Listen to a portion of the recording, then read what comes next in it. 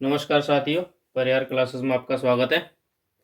हम उत्तर प्रदेश जीके का पहला टेस्ट देख चुके हैं।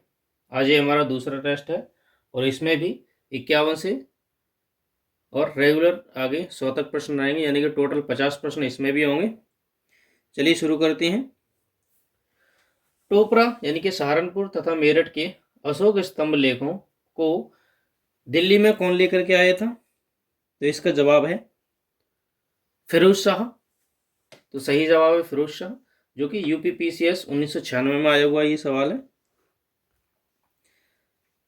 अगला प्रश्न है कि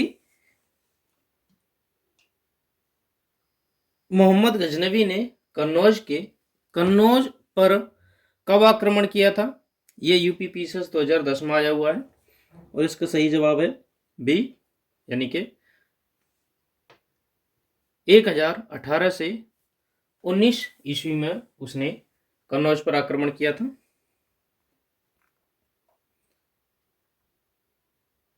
अगला सवाल है सॉरी,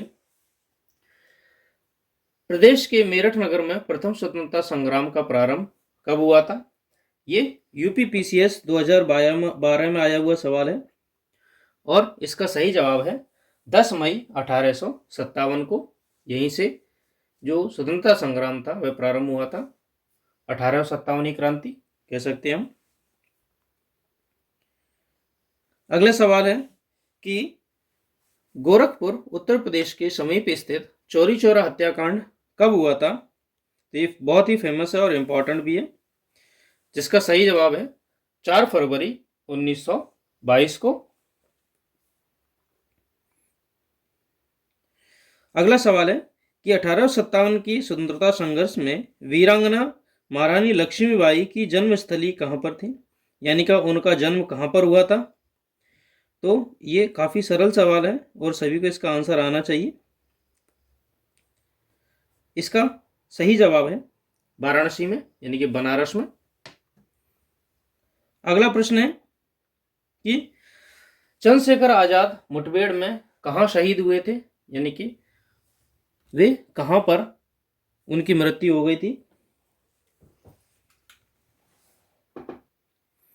तो वे इलाहाबाद में शहीद हो गए थे। ये यूपीपीसीएस 2009 में आया हुआ सवाल है। बुंदेलखंड क्षेत्र के लिए सर्वाधिक उपयुक्त फसल चक्र कौन सा है? जो कि इसका आंसर है ज्वार और अरहर। अगला प्रश्न है कि निम्नलिखित में से किस जिले को अंतरराष्ट्रीय सीमा स्पर्श नहीं करती है? तो इसका सही जवाब है बस्ती। बस्ती को कोई भी जो अंतरराष्ट्रीय बॉर्डर है वह टच नहीं करता है। ये फूड सिक्योरिटी इंस्पेक्टर 2014 में आया हुआ सवाल है। अगला प्रश्न है वर्षा के वितरण के आधार पर उत्तर प्रदेश को कितने जलवायु भागों में बांटा गया है? तो इसका सही आंसर है 2 जलवायु प्रदेशों में बांटा गया है इसे। उत्तर प्रदेश के किस जिले में सबसे कम वर्षा होती है? तो वह है मथुरा। मथुरा में सबसे कम बारिश होती है और ये यूपीपीसीएस 2010 में आया हुआ सवाल है। अगला सवाल है कि जनगणना 2011 के अनुसार राज्य में जो 10 लाख की नगर हैं उनकी संख्या कितनी है? तो इसका सही आंसर है 7, यानी कि जो 10 लाख वाले या उससे ज्यादा जनसंख्या वाले नगर हैं उनकी संख्या है 7। ये यूपी लोअर पीसीएस में आया था उसके प्री में 2015 में। 2011 के अनुसार राज्य में महिला आबादी की कुल आबादी का लगभग कितने परसेंट थी राज्य की कुल आबादी का? ये यूपीपीसीएस के मेंस में पूछा गया था 2013 में, तब ऑब्जेक्टिव आते थे। तो इसका सही आंसर है लगभग 48% महिलाएं हैं कुल आबादी में।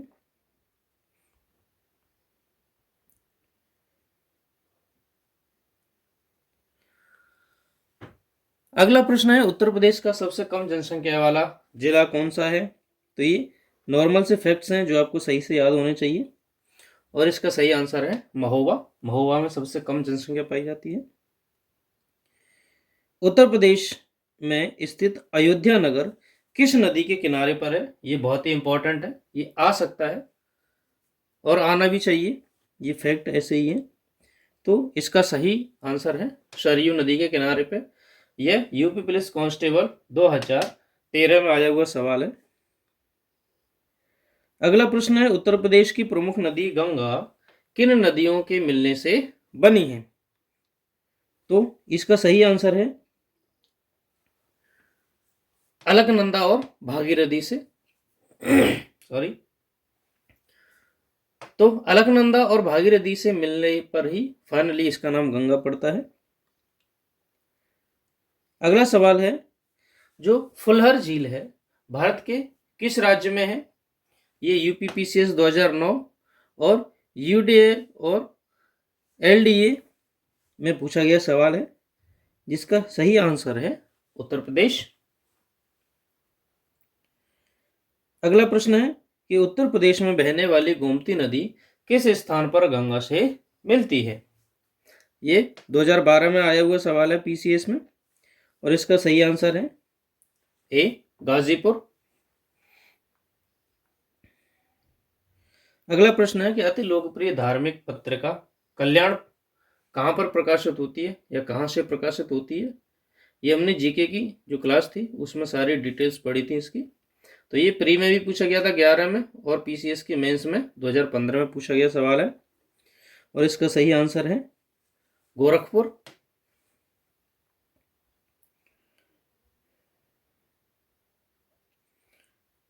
अगला प्रश्न है, विद्यावाहिनी परियोजना निम्नलिखित में से किस किस पर बल देती है? तो इसका सही आंसर है ए कंप्यूटर शिक्षा पर। अगला सवाल है, उर्दू को राज्य की द्वितीय भाषा के रूप में स्वीकार किया गया कब? तो इसका सही आंसर है 1989 को। उत्तर प्रदेश में प्राथमिक शिक्षा के लिए स्कूल चलो अभियान कब से प्रारंभ हुए थे? तो ये हुए थे 2001 से। 1882 के जो हंटर कमीशन रिपोर्ट थी किसके विकास पर जोर देती थी? तो वो थी प्राथमिक शिक्षा पर।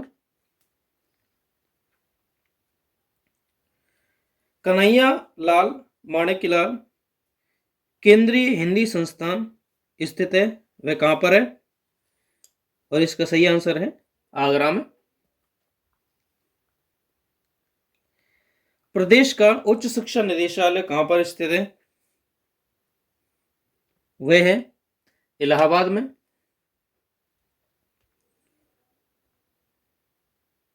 उत्तर प्रदेश में केंद्रीय विश्वविद्यालय की कुल संख्या कितनी है, यानी कि सेंट्रल यूनिवर्सिटीज कितनी है? तो वे है टोटल 6। उत्तर प्रदेश में पाए जाने वाले प्रमुख कौन कौन से खनिज हैं, उन खनिजों के नाम बताने हैं। तो वे हैं लाइमस्टोन और डोलोमाइट। उत्तर प्रदेश में यूरेनियम के भंडार कहां पर पाए जाते हैं? तो वो है ललितपुर।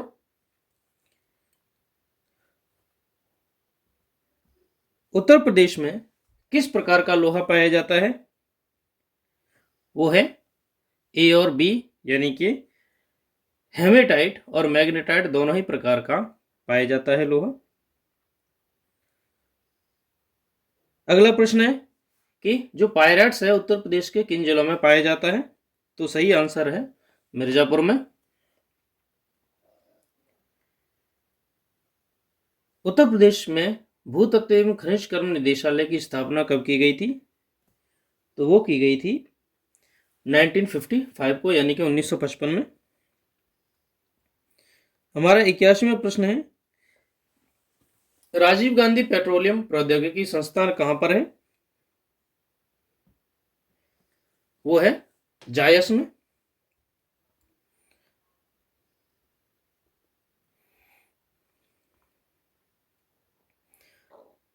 अगला प्रश्न है कि उत्तर प्रदेश का कौन सा नगर चिकन पर गोटे का काम एवं जरी के लिए प्रसिद्ध है? तो वो है लखनऊ। अगला प्रश्न है कि निम्न में से किस हेतु फर्रुखाबाद जाना जाता है, यानी कि किस उद्योग के लिए फेमस है फर्रुखाबाद? ये प्री 2011 में पूछा गया सवाल है और इसका सही आंसर है छपाई एवं फार्मा उद्योग के लिए। उत्तर प्रदेश में स्कूल ऑफ टेक्नोलॉजी कहाँ पर स्थित है? ये एसपीएल प्री की 2008 का प्रश्न है और इसका सही आंसर है सहारनपुर। दादरी, चुनार, चुर्क, डल्ला सभी में कारखाने हैं जो कि उत्पादित करते हैं, यानी कि किस चीज के उत्पादन है, ये किस चीज के उत्पादन के यहाँ पर उद्योग लगे हुए हैं? तो इसका सही आंसर है सीमेंट उद्योग। उत्तर प्रदेश में खादी ग्रामोद्योग की स्थापना कब की गई थी? तो सही डेट है 1960। सूची 1 व 2 में सुमेलित करके सही कूट को लिखना है, यानी कि कौन सा किससे मिलेगा?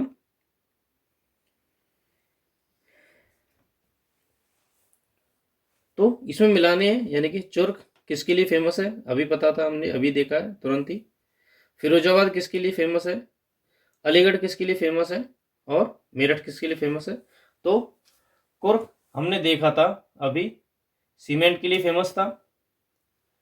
फिरोजाबाद चूड़ियों के लिए फेमस है। अलीगढ़ तालों के लिए फेमस है और मेरठ खेल के सामान के लिए फेमस है। तो इसका सही आंसर होगा 3, 4, 1, 3, 4 और 1 और 2। चलिए देखते हैं।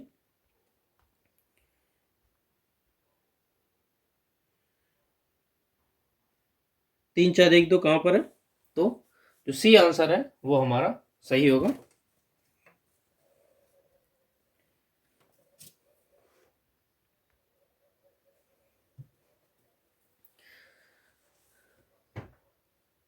निम्नलिखित में से किसके उत्पादन का केंद्र मेरठ में है? यानी कि मेरठ में अभी हमने देखा, तो किस चीज के उद्योग है मेरठ में? तुरंत ही हमने देखा है, तो वे है खेल के सामान के उद्योग। 1903 में भारतवर्ष में प्रथम चीन की मिल स्थापित की गई थी। उत्तर प्रदेश में की गई थी, लेकिन कहां पर की गई थी? और इसका सही आंसर है प्रतापपुर में। अगला प्रश्न है हिंडाल्को स्थित है कहां पर? ये पीसीएस मेंस 2013 में पूछा गया था और इसका सही आंसर है रेणुकूट में। अगला प्रश्न है उत्तर प्रदेश में मिट्टी के खिलौने का उद्योग कहां पर है? तो इसका सही आंसर है सी मेरठ। विख्यात भारत माता का मंदिर कहां पर है? यानी कि भारत माता का एक मंदिर बना हुआ है, कहां पर है, जो काफी फेमस है? और इसका सही आंसर है वाराणसी में।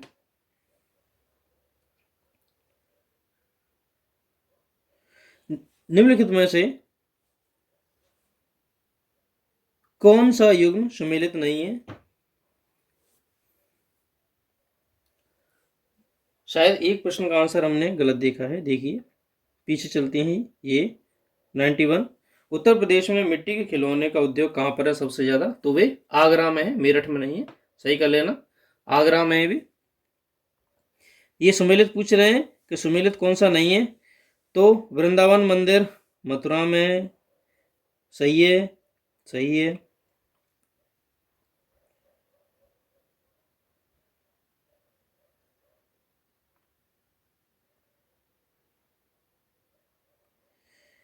जेके मंदिर लखनऊ में, विश्वनाथ मंदिर वाराणसी में और देवी पाटन मंदिर तुलसीपुर में। तो इनमें से गलत बताना है, जो कि सुमेलित गलत है, तो वो है जेके मंदिर लखनऊ में नहीं है। अगला प्रश्न है कि निम्नलिखित में से कौन सा उत्तर प्रदेश में बौद्ध परिपथ का भाग नहीं है, यानी कि जो बौद्ध परिपथ था उनमें किसको शामिल नहीं किया गया है। ये PCS 2010 में पूछा गया सवाल है और इसका सही आंसर है शंकिशा।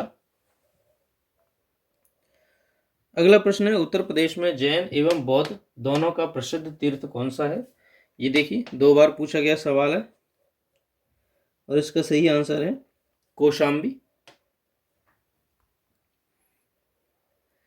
अगला प्रश्न है कि उत्तर प्रदेश का प्राचीनतम जीवंत नगर कौन सा है। ये इंपॉर्टेंट फैक्ट है और इसका सही आंसर है वाराणसी। अगला प्रश्न है कि उत्तर प्रदेश का राज्य पर्यटन विभाग निगम लिमिटेड की स्थापना कब की गई थी। ये PCS RO 2013 में पूछा गया सवाल है और इसका सही आंसर है वर्ष 1974 में इसकी स्थापना की गई थी।